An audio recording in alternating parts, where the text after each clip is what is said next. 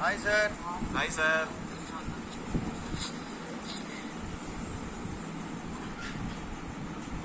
విశ్వ, congratulations.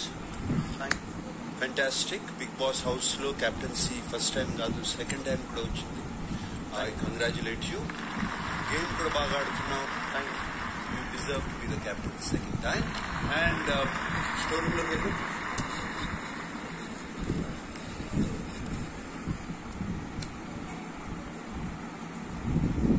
This ఉట్టి teddy కాదు, ఇది కిల్లర్ టెడీ. ఆ కిల్లర్ టెడీని లోబోకి విశ్వ ఎందుకు ఇచ్చాను అర్థమైంది కదా. దీని లోపల దూది ఉంది. దూది ఉందా లోపల? ఎస్ సార్, దూది ఉంది.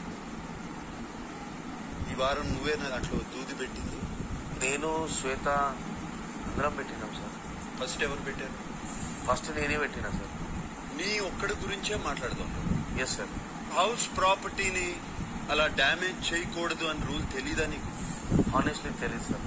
ఆనెస్ట్లీ తెలియకుండానే బిగ్ బాస్ హౌస్ లోకి వచ్చావా? ఇంకేం తెలీదు? ఏమేం రూల్స్ తెలీదు చెప్పు. అదొక్కటి తెలియదు సార్. అదొక్కటే తెలీదు. ఆ గేమ్ లో ఏమైందంటే మా దగ్గర దూది. I'm talking about rules now. Yes sir. First get clarity on the rules. Yes sir.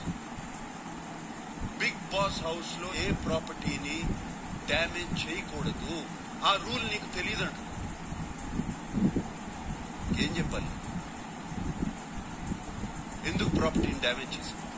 అంటే ఆ రోజు మా దగ్గర దూది లేకుండే సార్. సో రవి నాకు చెప్తే నేను పోయి కట్ చేసుకొని తెచ్చుకున్నాను.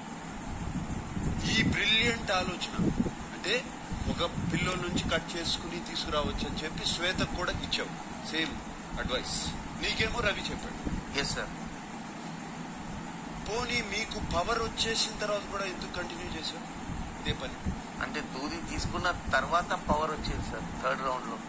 అవునులే, డ్యామేజ్ చేయకూడదు అని నీకు ఆ రూల్ తెలియనప్పుడు తీసుకుంటావు.